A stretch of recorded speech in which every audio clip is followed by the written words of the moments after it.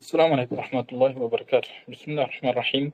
الحمد لله رب العالمين والعاقبة للمتقين والصلاة والسلام على رسوله محمد وعلى آله وأصحابه أجمعين. Адамдар жоқтан бар қылған, құдірет күшті Алла Тағала тек шүгірлерді жана мақтауларды айтайлы. Мұхаммед саллаллаху алейхи намаз бойынша сауалдыларымыз туғандар.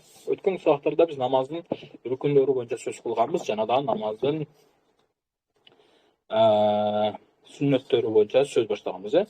Анан мустахабтардың ішінен 4 мустахабты айтып кеткенбіз. Анан тажвидтин окуунун өкүмүн айтып кеткенбиз. Тажвид менен Кур'ан окуу бизде мустахаб болгон амалдардан дегенбиз. Эми ошол мустахаб Кур'ан намаздын ичинде кылынуучу керек болгон амалдар же болбосо намаздын ичинде кылынса мустахаб боло турган амалдар, мустахабдын өкүмүн айтып кеткенбиз. Ошол өкүмдөрдү кайрадан улантырабыз. Ва тартилил кыра, намаздын ичинде кыраат кылуу. Микрофонду намаздын ичинде субханалла, могу жакта бирөө микрофонду жазып алып ошол микрофонду ичип кечиресиздер. Намаздын ичинде кыраатты тартил менен, то есть тажвид менен окуу, бул эмне? Мустахаб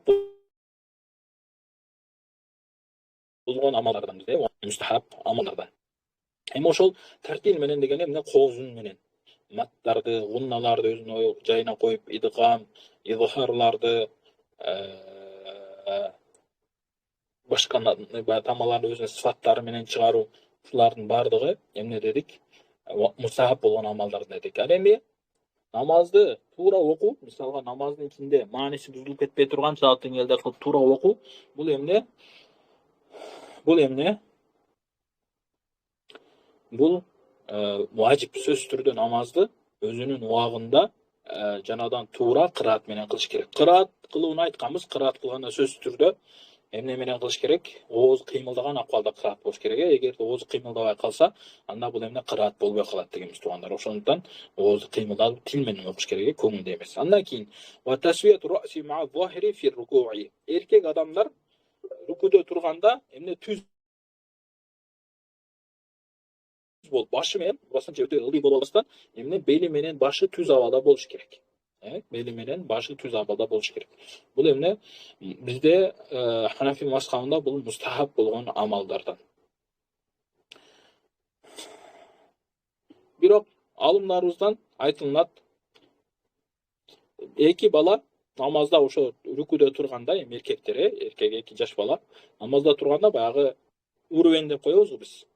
Ошол уровень менен белдерин түздөп жатат дейт да. Неге десе, пайгамбар хадисте белиңер түздөмөйүнчө намазыңар жакшы болбойт же соогуңар толук болбойт деп айтканга ошого амал кылып үйрөтүм дейт да. Ал эми жөнөкөй адамдар болсо өзү бул дүйнөсү үчүн үйүнү тегиздеп, үйү кыйшык болуп калбайын, загорткам кыйшык болуп калбасын, моноо нерсе кыйшык болуп калбасын деп ошону колдон келгенче түздөгөнгө аракет кылат. Биз болсо акыретибиз үчүн, сооп алуу үчүн, пайгамбардын хадисине амал кылыш үчүн ушул нерсени түздөбөйбүзбү? Бизге бул нерсе уят болуп калат. Сөзсүз түрдө түздөп жаткан 2 бала окуясы тарыхта айтылат бул боюнча. Андан кийинкиси ваваду. Ошондуктан намазда турганда эркектер белдерин түз кылып, башы менен түз кылган жакшы, мындай белдери дөмпөп чыгып калбастан түз болуп туруш керек. Ал эми аял кишилер жок. Аял кишилер бир аз эле эңкейет, колдору тизесиге жетсе болду рукуде. Андан кийинкиси ваваду рукбатейхи кабла ядейхи. Анан саждага барганда биринчи колдору эмес, буттары жерге тийиш керек, тизеси жерге тийиш керек. Саждага барганда тизенин биринчи жерге тийүүсү эмне? Мустахаб болгон амалдардан. Тизеден кийин ваваду ядейхи кабла ал-анфи. Анан тизеден кийин колдорду, мурунду жерге тийгизгенге чейин колдорду жерге коюу эмне? Мустахаб болгон амалдар. Вал анфу кабла al-jabhati lis-sujudi. Жана дагы ошол жерге саждага барып жатканда мурундар чеке жерге тийгенге чейин мурунду биринчи тийгизип, анан аягында чекени жерге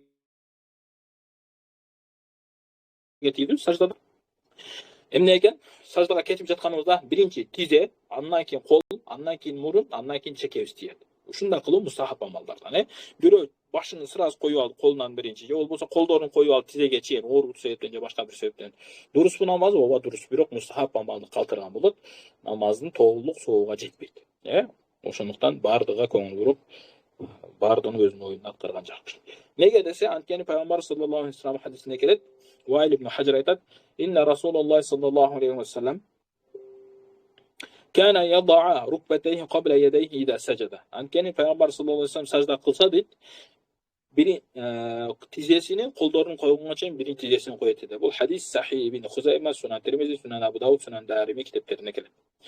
Андан кейін وعلى العكس ذلك الرفع للقيام. Ал эми кыямга турганда ушуну наоборотун кылыш мустахаб. То есть биринчи чекени көтөрүш мустахаб. Сиз саждадан туруп жатканда биринчи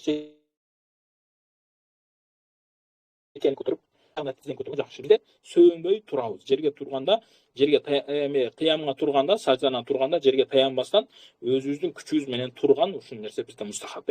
Эми оору менен болсо же башка бир себептер менен болсо макул деңизчи, бирок жөндөн жөн эле колдор менен сөөнүп турган жакшы эмес туугандар. Андан кийин васужуду байна ядайни. Сажда кылганда сажданы эки колдун ортосуна кылуу. Мисалы колдор биякта болуп калып, мынтип сажда кылбастан же колуңуздар биякка өтүп келип, бул жака сажда кылбастан, эмне эки колдун ортосуна сажда кылуу бизде ушул мустахаб. Эки колдун ортосуна эки кол моунда болуп калбастан, эки жака өтө алыстап кетпей, же өтө үстүгө чыгып кетпей, же өтө астыга түшүп кетпей, могул баштын ортосуна болгону ушул нерсе эң жакшы. Баштын ортосуна. Кээ бирөөлөр айтат, моунда кылып эки колду алдыга коюп, эки мурунун алдыга болуп ушундай кылып сажда. Жок, андай сажда эмес биздечи. Сажда кадимгидей тиет болгон могу эки кол ушунун тушунда, могу жанында. Могу эки жүзгө колдор бир аз тийип турса макул. Башка мындайчы өтө алыс болуп кетүүсү, өтө жакын болуп моундай могул жака кирип кетүүсү шарт эмес туугандар. Кээ бир адамдар сажда кылса ушинтип сажда кылыш керек деп ойлойт экен. Жок, андай эмес.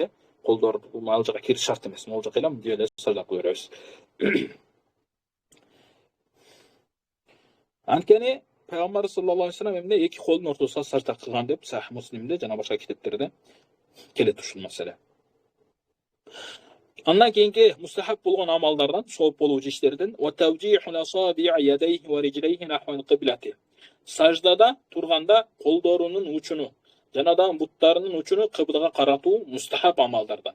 Эркектер үчүн дагы, аялдар үчүн дагы туугандар. Эркектер дагы аялдардан саждада буттарын учуну кыблага каратат. Кээ бир туугандарыбыз айтат, саждада турганда буттарды аялдар жок, өзүнүн ордуна эле баягындай таштап коет, отурганда кылып туруп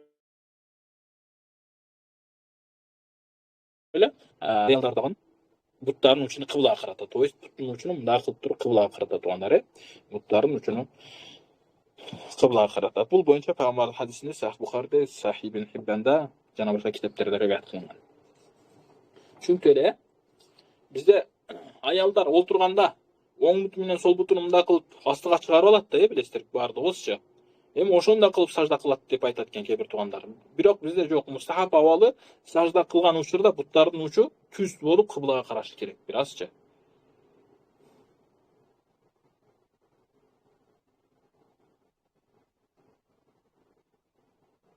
Эркектердин буту кыблага караганда мындай болуп карайт, аялдардыкы мындайга карайт. Неге дегенде аялдар буттарын түз кыла албайт да, моундага түз кыла албайт. Ошондуктан алардын буту моундага карайт. Ошол баягы буттар чыгаргандай кылып отурат да аларчы. Отурганда буттардын ушундай мындай кыблага карайт турганда. Жанагыдай жор жакта эркектер маселесин айтканда түшүнүп калбайлы. Эркектер мындай түзүнөн кылат. Ал эркектерге карап айтылганда, аялдар болсо жок, мындайга каратат. Буттардын үчүн ушундайга. Алар неге дегенде бутун мындай коюп отурат да. Ошол отурганда кылып бияк карататчы алар. Эркектер жок, буттарын көтөрүш керек. Эркектер бутун көтөрөт, аялдар көтөрбөсө эле мындай каратат. Wa tarkul mashil jabhati min at-turab wal 'araq qabla as-salami. Намаздын ичинде негизинде эле бизде чоң кайда эреже бар. Намаздын ичинде көп кыймыл аракет кылбаш эмне? Мустахаб амалдардан. Эгерде кээде көп кыймыл кылсаң намазың түзүп коюшу мүмкүн. Кээде башка макрух тахриман болуп калышы мүмкүн, же башка бир күнөө иштер болуп калышы мүмкүн. А бирок эмелер негизинен жөндөн жөн эч бир зарылчылык болбосо эме кылбаш керек.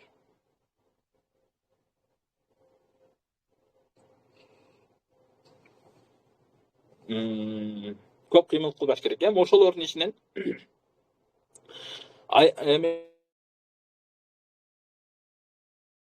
намаз ишин топурактын үстүнө сажда кылсаң, сажда кылганда жүзүңүзгө топурак жабыша турган болсо, анда эмне салам бергенге чейин аларды арчыбаш керек.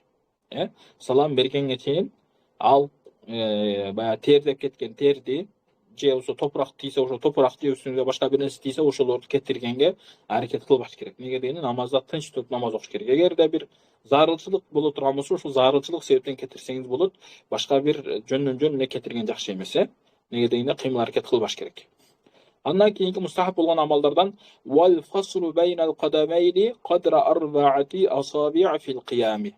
Кыямда турганда эки буттун ортосуну 4 манжачалык алысыраак кылып турган мустахаб. Өтө эки бут турса, бири-бириге жакын эмес, эки буттун ортосунда 4 манжа. Ар бир адам өзүнүн манжасы менен 4 манжачалык аралыкта болушу керек. Болгону жакшы мустахаб.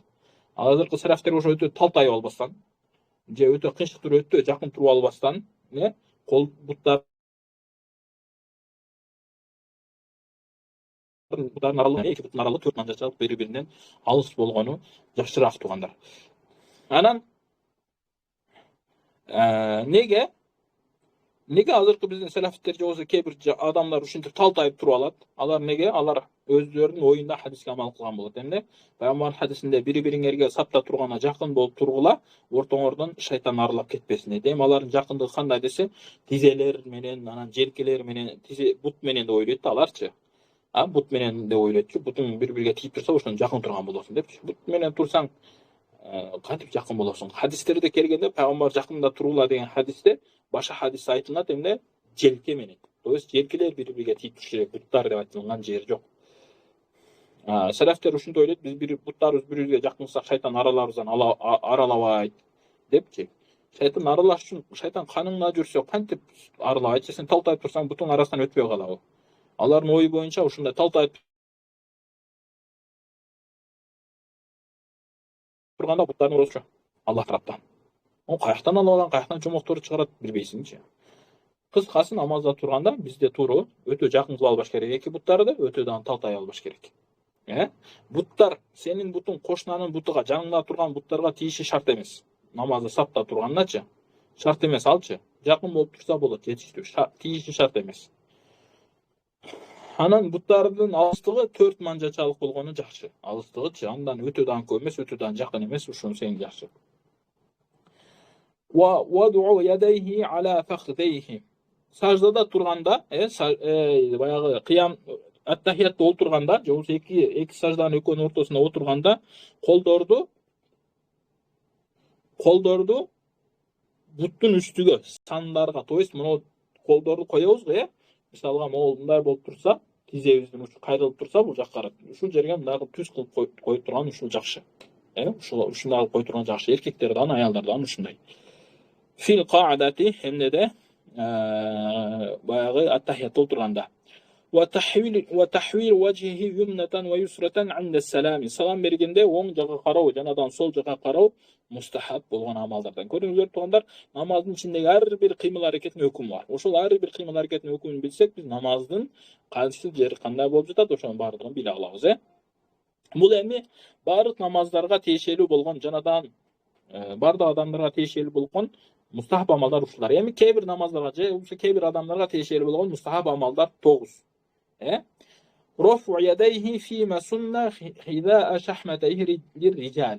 Erkekler kollarını kulakların tuşa çeyin, kolları emege çeyin tigizүү, kulактын жумшак жерлерге тийгизүү, бул эмне? Адап болгон, бул да мустахаб болгон амалдардан, колдорду жумшак жерге тийгизүү, колдо бармак баштын учтарыны кулактын жумшак жерге тийгизүү, ушул нерсе мустахаб деп айттык, Колдорду көтөрүү да мустахаб, кулактын ушуга чейин тийгизүү дагы бул да мустахаб, же болбосо адап деп койсок болот. Бирок тийгизиш шарт эмес. Тийгизсеңиз жакшы, эркектер. Аялдар вахида ал-манкиби лин-нисаи. Аялдар болсо эмне көкүрөгүн ушуга чейин. Аялдар бул жакта көкүрөгүн бир жерге тийип турган беш жери, кээ бир аялдар айтканда могул жака чейин көтөрүш, мындай кылып тийгизиш. Андай эмес, туугандар. Аялдар жөн көтөрүп берет, Сөзсүз түрдө момун түз болуш керек, жок алыстыра. Ушуга окшоп көкүрөккө чейин ушундай көтөрүп койсо, ошол нерсе жетиштүү болот. Аялдар эркектерге окшоп, монтип, сарафтерге окшоп, же болбосо башка бир адашкан жамаат окшоп монтип көтөрбөйт, Жок, кичине колдорун мындай көкүрөктүн тушуга деген ошол көкүрөк могул жака алып келет. Мындай кылып көтөрөт, моундай кылып көтөрбөйт. Могул көкүрөктүн тушуга алып келет,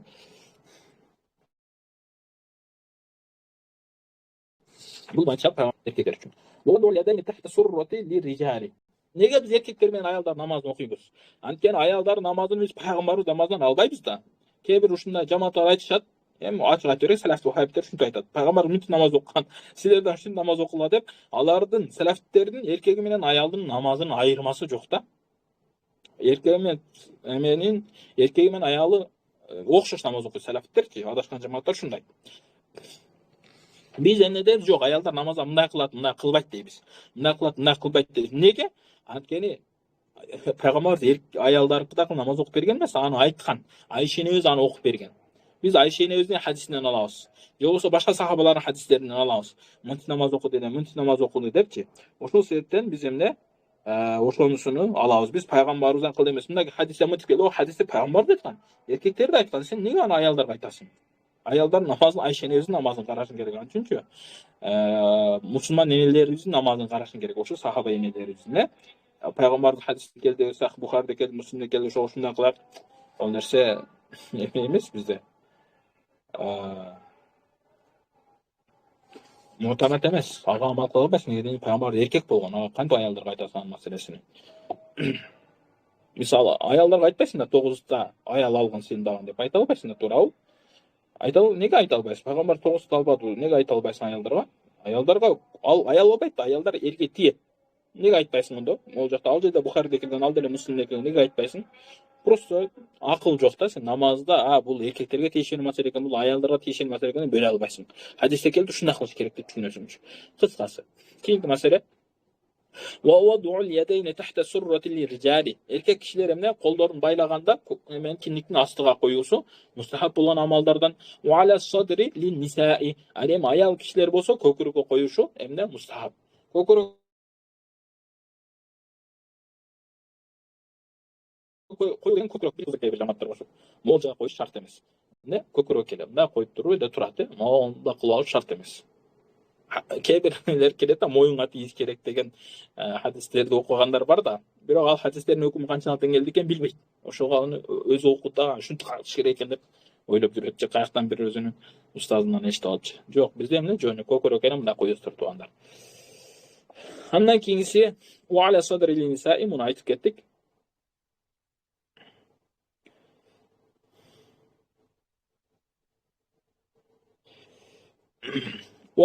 وإخراج الكفين من الكمين عند تحريمة الرجال. Эми эркек кишилерге өзгөчө колдоруну эмеден чыгарыш керек. Жеңинен, эгерде колу мондай узун, жеңи мындай узун боло турган болсо, такбир тахрима кылганда түрүп туруп, анан кийин такбир тахрима түрүп дегенде мындай кылып, мондай түрүп эмес, чыгарып туруп колдорун чыгарып туруп, аял кишилерге ушундай жеңи чоң болсочу, аял кишилер ошол бойдон эле кыла берет. Аларга чыгарыш шарт эмес, мустагап эмес аларгачы. Алар колу ушундай болсо боло беретчи. Ушундай дегенде максат өтө жабылып калган эмес, мындайраак болсо болот. Wal qira'atu ala qadri al-marwiyyi lil-imami. Имам намазда турганда, имам жанагыдан мунфарид адам болсо деле боло берет бул жакта. Эмне кыраат кылганда ошол хадистерде келгендей, пайгамбарыбыз кыраат кылганда кылып, кыраат кылуусу мустахаб болгон амалдардан. Буга кандай десе, мисалга алганда, эртең менен багымдат намазга Ясин сүрөсүнү, Сажда сүрөсүнү, Духан сүрөсүнү ушуларды окуу. Китептерде мынтип айтат. Эмеде Куранда узун сүрөлөрдү туалил муфассал деп коет. То есть узун бөлүнгөн сүрөлөрдү фажр жана зухур, багымдат жана пейшин намаздарга окуу.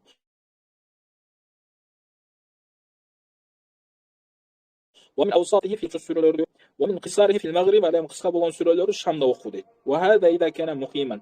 Эгер да ушул эмне муким болсо, жанадай имам болсо, же жеке окуп жаткан болсо, wal munfarid wal imam sawa'un. Mufassal дегени кандай? Mufassal дегени Hujurat сүрөсүнөн баштап Буруч сүрөсүнө чейин узун муфассал, туали муфассал деген ушул узун сүрөлөр ушул сүрөлөрдү окуган жакшы. Ал эми орточо болгон Буручтан баштап лам якуниллазина кафару байина сүрөсүнө чейин ушул жерге чейин окуган эмне орточо. Бул эмне асыр менен куптанда ушул Буручтан баштап байинага чейин окуган ушул эмне жакшы. Андан кийинкиси Кыска сүрөлөр болсо, бул эмне ошол Байинадан баштап эмеге чейин, Насқа чейин, Насқа чейин болсо ушул кыска сүрөлөр. Неге дегенде пайгамбарыбыз саллаллаху алейхи вассалам пейшиндин жана багымдаттын 2 рекеттер намазын бул хадис боюнча Сунан Насаиде, Мучтабада жана башка китептерде келет. Андан кийинки маселе. وزيادة التسبيحات على الثلاث وترا للمنفرد. Жеке окуучу адам тасбихтерди 3төн көп айтуусу мустахаб. 3төн көп дегенде 5-7. Рукуда Субхана раббияль азим, саждада Субхана раббияль а'ла. Ушуларды көбүрөөк айтуусу эмне мустахаб болгон амалдардан. Качан адам эгер жеке окуй турган болсо, ал эми имам болсо, имам 3төн көп айтканы жакшы эмес. Неге дегенде жамаатка оор келип кетүү коркунучу бар. Ошол себептен имам 3 менен чектелсе жакшы. Ал эми жеке окуган адам, мисалы аялдар дайыма жеке окуйт, же болбосо эркектер кээде жеке намаз окуп кала турган болсо, анда эмне 5-7 кылып окуганы жакшы. Тасбихтерде Субхана раббияль азим рукуда 5 жолу же 7 жолу, же саждада Субхана раббияль а'ланы 5 же 7 жолу кылып айтканы эң жакшы. Андан кийинкиси ва ибадул даб'айни минал батн. Адам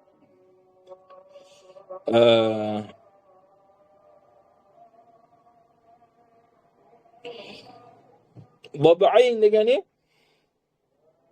ол желкеден башталып эмеге чейин, чыканага чейин. Ушуларды көзүнүн денесинен алысыраак кылуу, рукуда эркектер үчүн. Эркектер мону жакын кылып албастан, рукуга, саждага барганда жакын кылып албастан, колдорун бир аз ачып туруп, мына канаттары деп койсок болот. Мына канактан баштап могу колтка чейин, ошол жерлерди ачып турган эркектер үчүн мустахаб амалдар. Wal batni minal fakhd. Ал эми курсакты санга тийгизбестен сажда кылуу эркектер үчүн мустахаб амалдардан. Wal fakhdi minas saq. Жанадан сандары балтырга тийбеш керек. То есть эркек сажда кылганда караңыздар. Могул бут болсо, могул бут болсо, могул санындай көтөрүш керек. Могул жак жамбаш болсо, бул жак карабында түз болуш керек да. Мындайча айтканда баягы Г формасы, зыга окшоп калат экен, Зыга окшоп калат, бирок баягы сандары балтырга тийбеш керек, буттун арт жагынга балтырга. Курсактары саныга тийбеш керек. Колдору, колтук эмелери, канаттары, денеси могу кабыргаларын могул жактарга тийбей туруп сажда кылганы эркектер үчүн жакшы.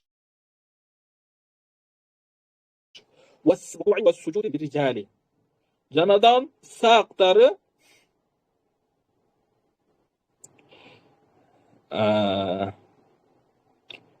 жерге тийбей туруш керек. Эркектин саак деген эмне? Баягы балтырдын уч жагы, могул жер тизе болсо, могул жерде сөөк бар го, эркектердин сөөгү. Негизи эле адамдын сөөгүчү, буттун бут жагы, таман, могул жак таман болсо, анан буттун учу мындай кичине кыры чыгып турган сөөк бар. Кичине катуураак тийсе ооруйт сөөгкө.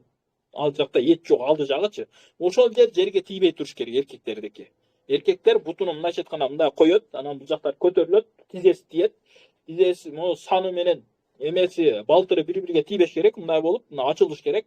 Анан курсагы менен саны бири-бирге тийбеш керек, ал жактан ачылыш керек. Канаттары дагы могу денесиге тийбеш керек. Кичине ачылып туруп, анан кийин сажда кылат эркектер. Мындайча айтканда, эркек киши сажда кылганда алымдарыбыз айтат, сажда кылганда эмне? Ошол курсагы менен башын ачык болуш керек, көтөрүлүш керек курсагы, мындайча айтканда. Ал жактан мышык же болбосо кичинекей кой, козуга окшогон жаныбарлар өтүп кете турган деңгээлде ачык болуш керек деп айтат алымдарыбыз. Хадисте пайгамбарыбыз айтат, пайгамбарыбыз сажда кылганда эмне эгер кичинекей жаныбар өтүп кете ала турган деңгээл өтөм десе өтүп кете алат дейт. Мындайча ошондой жол болчу дейт ошол жердечи, ачык калат дейт. Wa bil aksi lin nisa'i. Ал эми аялдарга жок, наоборотунан. Аялдарга кандай наоборотунан? Саак, буттары жерге тийип туруш керек аялдар. Сажда кылганда, жана айттык, сажда кылганда буттардын учу аялдар мындай эркектерге окшоп мындайынан сажда кылат. Билесиздер, то есть буттардын учу мындайга чыгып турат, мындайга кыбланы карайт. Ошол аялдар сажда кылганда буттарын полный жерге коёт. Саны эмеге тийиш керек, балтырларга тийиш керек, курсагы саныга тийиш керек. Анан могул канаты денесиге тийиш керек, колдору, могул чыканактары жерге тийиш керек. Анан ошентип сажда кылат. Аялдар полный денеси жерге жабышат, мындайча айткандачы. Ал эми эркектерки жок, бири-бирге bir tiyiliş gerek. Bu andaş kitaplarını kene kesir aytadan. Keyinki mesele ve qiraatul Fatihati ba'da'l ulayeyni lil muftaridi fil meşhuri. Meşhur bizde alımlardan aytılgan meşhur meselelerden emne farz namazlarının 3. 4. reketlerine Fatiha süresini koşup okuş mustahab bolgan amallardan. Antkeni Peygamberimizin hadislerinde kiret Peygamber sallallahu aleyhi ve sellem 3. ve 4. reketlerde tasbih kana aytkan degen. Fatiha'nı okudu degen hadis kelgen emes. Je bolsa Fatiha'nı okuwatsan ele tasbih aytıp turup ele rükû sajda kılчу 3. 4. rekette degen oşonday rivayetler kelet tuganlar. Oşo sebepten biz ağa dağın amal kılabız, bolgonu emne Fatiha'nı dağın okuş gerek деп айтабыз. Эми кейбір адамдар ушул боюнча 3. 4. рекетте Fatiha'nı окубай эле, каза намаздарын көп эле, же болбосо башка нерселерин көп эле, ошол Fatiha'ны окубастан туруп эле мен эме кыла берсем болбойбу, тасбих айтып туруп эле, же болбосо тасбихтин өлчөмүнчө туруп эле сажда рүкү кылып кетсем боло бербейби деген туугандар бар. Биз аларга эмне деп айтабыз? Жок. Sen Fatiha'nı okuğunda aytadi. Neger degende Fatiha mınaken bu jakta maşhur boyunca emne dedi? Mustahab dep aytıp жатат.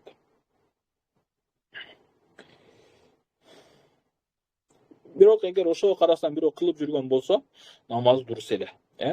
Keyinki mesele ve tasmiyatu qabla al-Fatihati fi kulli rak'atin.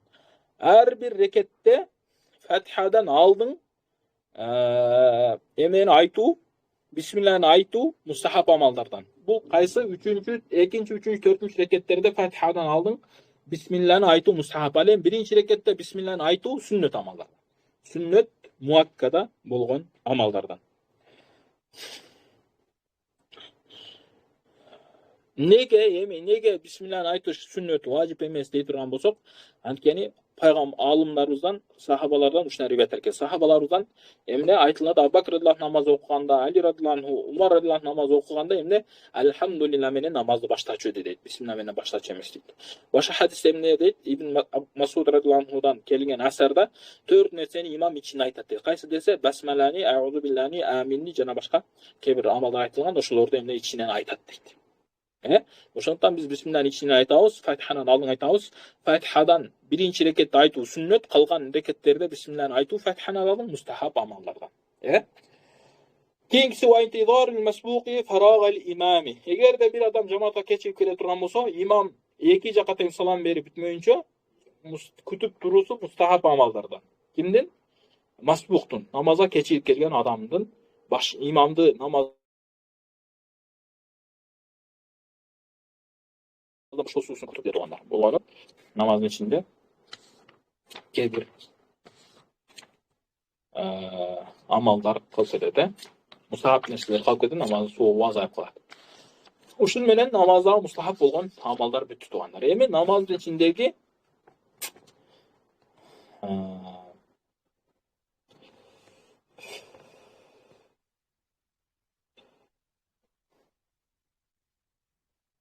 makruh bolgan amallarda aytабыз. Al-babul khamisu fil muharramat. Bu jakta matında İmam Fenari bu bapta emne namazın içindeki aram boluuçu amaldar dep жатат. Bирок alımlarımız buga bir kança düşündürme öğret. İmam Muhammed radıyallahu anhu'nun oyunda aram menen makruh ekoy bir elelerse. Ekoyun ayırması yok. Ayırması yok degenden maksat күнөөдө. Негизи күнөөдө эч кимдин айырмасы жок.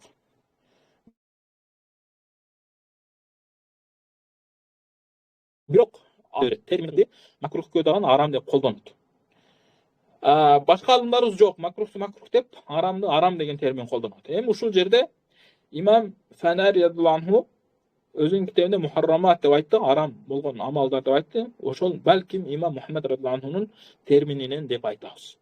Bu birinci düşünürme. İkinci düşünürme nege aram деп айтты? Antkeni aram bu amal жүзүндө. Tuğanlar uşun nersени azı kayta turgan nerselerdi namazın içinde kılgan jakşı emes. Kılbağına hareket kılış kerek. Namazın içinde el cehru bi tesmiyeti. Namazın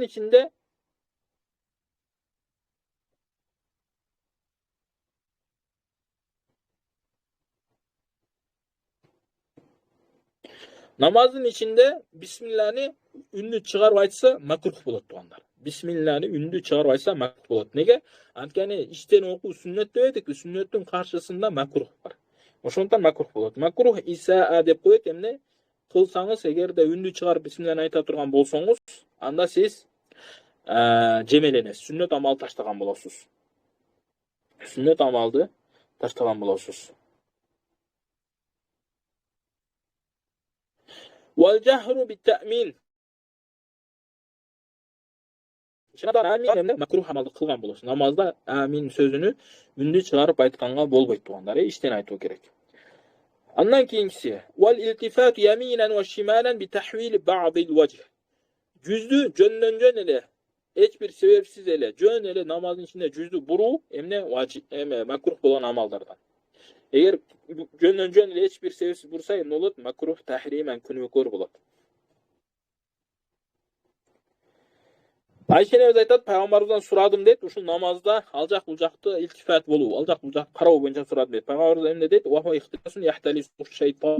Bul emne şeytanın kol saluusu namaz okuucu adamlar üçün deyt. Şeytanın emne ihtilas kılууsu deyt. То есть namazda bir nerselerdi urdoosу, namazdan bir nerseleri kemitүүsü, ihtilas kılууsu. Andan keyin oşol bul жүз менен болса тугандар, жүз менен деген максат кандай? Денеңиз менен кыймылдабайсыз, денеңиз менен бурулганыңыз жок, жөн эле бет жүзүңүз менен ал жак бул жак карап. Ушуну эмне? Азча, жок жакта айтканда да туркунукор болбошуңуз мүмкүн. Макрух исаан болот, бирок бул жакта макрух тахриман маселеси. Ал эми көкүрөк менен бурса тугандар, көңүл буруңуздар. Көкүрөгүңүз кыбыладан бурулуп кетсе, могул жакка карап намаз окуп жатасыз, көкүрөгүңүз мындай болуп калса, намазыңыз бузулуп калат. Неге дегенде көкүрөк менен бурулуу намазды бузат. Бул кийин дагы айтылат, бирок ушул жерде айтып кетем. Бул жакта башты гана айтат, башты мындай кылып бурсаңыз күнөөкөр болосуз. Жөндөн башты бурсаңыз намаздын ичинде туруп алып, аяк карамыш болуп мындай бурсаңыз күнөөкөр болосуз. Андан кийинкиси wan nazaru ila samai, асманды карап окуу эмне? Макрух болот тугандар. Макрух isaa, isaa дегенде эми туалеттер түшүнөт, ошолорго карап айтып жатабыз. Неге дегенде Пайгамбарыбыздан риваяттар келет да. Пайгамбарыбыз алдын намаз окуганда асманды карап окучу деп, асманды карап турчу деп. Ал нерсе насых болгон. Насых дегенден максат эмне? Пайгамбарыбыз кээ бир учурда намаздын башында кылган, кийин таштаган ал нерсе. Неге дегенде алдын эме келчү. Вахий келип турчу да Пайгамбарыбызгачы намазда. Ошол себептен ошону алдын кылган. Бирок кийин ал нерсени таштаган. Ошол себептен Пайгамбарыбыз айтат: "Ма бала aqwam yarfa'una absarahum ila as-sama'i fi salatihim fashtadda qawlu fi zalika hatta qala la yantahanna an zalik." Эмне? Адамдарга не болгон? Асманды карап калыптыр намаздарында деп Пайгамбар ушул хадисин айткан, То есть карабасын деген маани чыгат бул жактан. Кийинкиси wal ittika'u ala istiwanatin aw al-yadi wa nahwihima bila uzrin. Namazın içinde jönden jön ele bir nersege tayanуу, bir nersege сөөнүү, meyli al, bir sütun bolsun, je bir stol bolsun, je janыңызda bir adam bolsun, je başka bir nerse bolsun, ошого жөн. Кейде бул күнөөгө чейин алып барат. Күнөө болот, жо. Жөндөн жөн таянсаңыз, ошондон намазда жөн окуш керек. Колду да таянбастан. Саждага барганда, именно саждага барганда биринчи колду коюп таянып, анан шашпай отурбай, же болбосо турганда кол менен таянып турбастан, өзүңдүн күчүң менен туруш керек, дененин күчү менен, Кээде намазда туруп калганда бир жерге сөөнүп алып, же болбосо бир столго сөөнүп, же башка бир нерсе болсо сөөнүп алып намаз окуган макрух болот тугандар. Эч нерсеге сөөнбөстөн өзүңдүн күчүң менен намаз окуш керек, Андан кийин маселе варафул ядайни фи гайри ма шури'a. Жети жерде намаздын ичинде 3 жерден башка жерде кол көтөрүш макрух болот. Намаздын ичинде бизде такбир тахримада башында Аллаху акбар дейсиз. Кунут дуасын айтып жатканда колдорду көтөрөсүз, же болбосо айт намаздарында колдорду көтөрөсүз. Башка жерде бизде кол көтөрүлбөйт. Хадистерде келген бул эмне Пайгамбарыбыз алдын кылган, кийин таштаган анычы. Вайл радиллаху анхудан айтылган, Пайгамбар саллаллаху алейхи вассалам бул нерсени алдын кылып, кийин таштаган дейт. Бир адам намаз окуп жатканда, ошол Вайл радиллаху анху эмне? Ошол колдоруну намазда көтөрүп, саждадан турганда, рукуга кетип жатканда, рукунан турганда колдоруну көтөрүп, баягы шафилер ошоп, же болбосо салафтер ошомон колдорун көтөрө бергенде эмне дейт? Ла тафал залик, анда кылбагын деген, Неге дегенде Пайгамбар алдын муну кылган, кийин таштаган дейт. Ошол себептен муну кылган болбойт. Неге деп Пайгамбар алдын кылган, кийин кылган эмес. Мындайча айтканда насых болгон, мансух болгон хадистерден алчы. Ошого айтып жатат, колдорду 3 жерден башка жерде көтөрүү намазда эмне макрух болот дейт. Wa raf'ul asabi'i fi ar-ruku'i was-sujudi 'anil ard. Манжаларды рүкүдө жанадан саждада жерден көтөрүү макрух амалдардан туугандар. Макрух амалдардан.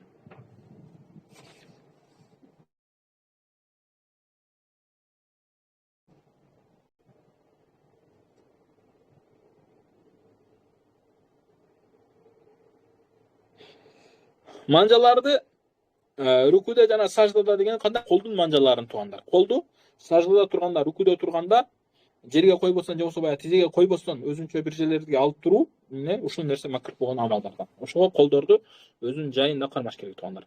Андан кийин суал журусу ала акибейхи литташаххуди. Аттахиятка отурганда таманыга олтурган ушул нерсе эмне? Макрух амалдардан. То есть аттахиятка отурганда эркектер сол бутунун үстүгө отуруш керек да, оң буту кыблага каратып, манжаларын мындагы түз кылып, мындагы отуруш. Аялдар болсо экөөнү тең мындагы кылып отуруш керек.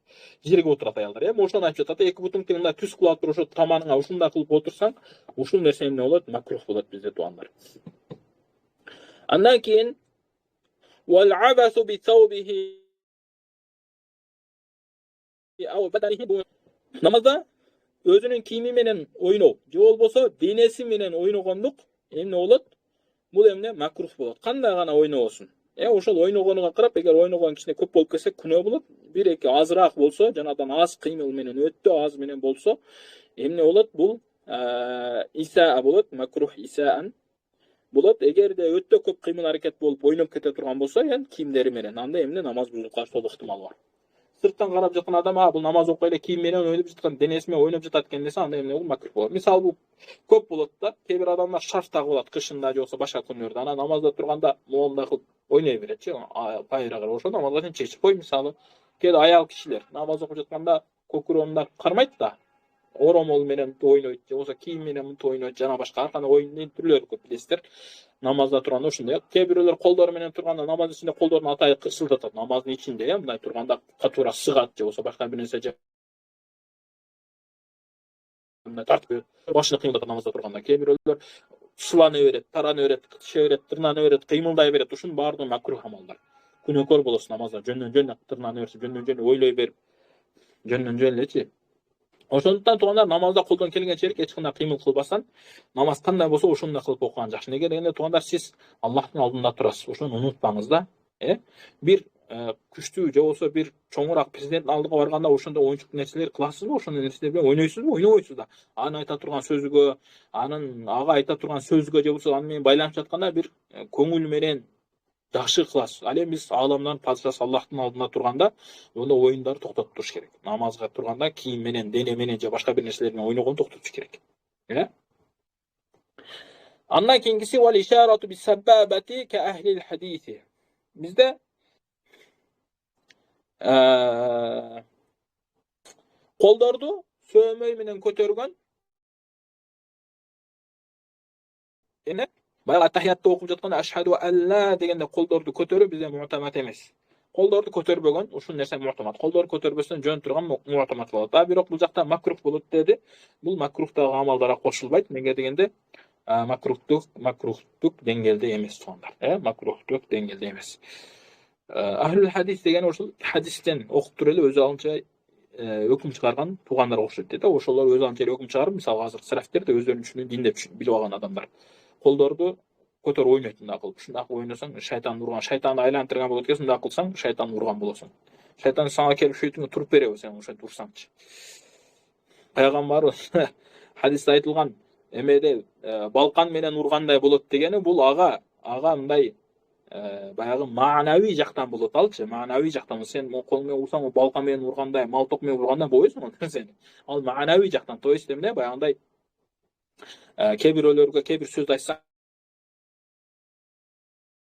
бизде бир жака ыштан булап койду. Булгаган жок да, мен ич күйүп кетти, бир нерсе болду деген маанеде да. Пайгамбардан бул жакта балкан менен урасың дегени анын эмне эмесини ошол анын дагындагын Jinni keltiresin degende шайтандан душманчылыгын артыласың деген сөз ошол. Баягы балкамен моңдап айлантырып алып деген иш азыркы адамдар ошондой. Моңтуп алып туруп мындай кылып. Ол нерсе хадисте да келген эмес, мазхабта да келген эмес ал нерсе. Эч кайсы мазхабта. 4 мазхабта тең мондой колдорду ойнотуп, мондой кылган, кыймылдаткан жок ал нерсечи. Азыр кээ бир адамдар ушундай чыгарган, шайтан урам. О шайтан урам деген бул сенин оюңда да. Сен каяктан алып жатасың ал нерсени? Шайтан шөйтүңө келип башын коюп береби? Сен ушинтип урганыңа эмне болот шайтан ал нерсе менен? Өлүп калабы же башка бир нерсе болобу? Субханалла, кызык. Хадисте бар. Хадисте балкан менен ургандай болот ушундай кылса. Ал колду көтөрсө деп айткан, колду ойнотсо деп айткан эмес да. Ошого этият болуш керек туугандар. Ар бир нерсени аалымдардын көз астында, кол астында кылгашын жакшы өзүнчүлүгү. Анан кийинки салам ала жанибин вахидин. Бир жакка эле ассаламу алейкум деп салам берип койсо ушул нерсе менен макрух амалдардан. Макрух тахриман болгондо дагы. Вал кунуту фи гайрил витри. Витир важип намазынан башка намаздарда кунут окуу ушул дагы макрух болгон амалдардан. Неге дегенде пайгамбар хадисинде келет, пайгамбар 40 күн багымнат намазында витирди окуду дегенчи, то есть дуа кылды деген хадис келет. Ал хадис кантип түшүнөбүз десе, бул навазил деп түшүнөбүз. Пайгамбарыбыз ошол сахабаларга кээ бир акыбалдар келген, ошол акыбалдар келгендиктен пайгамбар ошол 40 күн дуа кылган. Андан кийин пайгамбар кайра кылган эмесчи. Биз эми ал нерсени билбейбиз, качан келет, качан жок. Ошол учурларда эмне биз кылбайбыз. Биз витир важипти өзүнүн убагында окуйбуз, витир важипти. Анан ошол жакта кунут дуасын окуйбуз, башка жерлерде кылбайбыз. Ва зиядату фит такбири. Такбирлерде ашта нерселерди кылуу макрух. Мисалга Аллаху акбар дедик. Эми ушул жерде Аллаху акбар келе Аллаху акбар деш керек. Аллаху акбар кабир десе бул да чоң маани. Туурабы? Алхамдулилlah. Мисалы сами Аллаху лиман хамида. Дагы эмеде? Ассаламу алейкум деп кээ-бирлер кошот. Ассаламу алейкум рахматуллах. Биз ушул жерге чейин да. Неге ассаламу алейкум рахматуллахи ва баракатуху деп баракатухту кошпойбуз? Хадистерде келген эмес, аалымдар айткан эмес, ошол себептен кошпойбуз. Кошсок эмне болуп калат? Макрух болуп калат. Ошондуктан ассаламу алейкум рахматуллах бүттү. Хадисте ушундай келди, ушундай гана амал кылабыз бизчи. Өзүнүн оюнан чыгарып, бул нерсеге кошсок болот экен деп, ушу такбирлерге эч нерсе кошпойбуз. Жанагыдан санаага дагы кошпойбуз. Санаага эмне? Субханаллаху ва бихамдика табарак асмука ва таала жаддука ва ла илаха гайрук бүттү. Ушулга чейин гана айтабыз туугандар. Ал тасбихат, тасбихтерге дагы эмне? Ашча кошкон жакшы эмес. Ашча дегенден максат кандай? Биз айттык жаңы фарз намаздарда 3 гана болуш керек деп, ошол 3төн көп кылып жиберген жакшы эмес. Ал эми жеке окуган адам макул кошсо болот, бирок сүннөт, нафил намаздарда, фарз намаздарда эмес, фарз намаздарда 3 гана чектелиш керек туугандар. Ау ташаххуди аля суннати.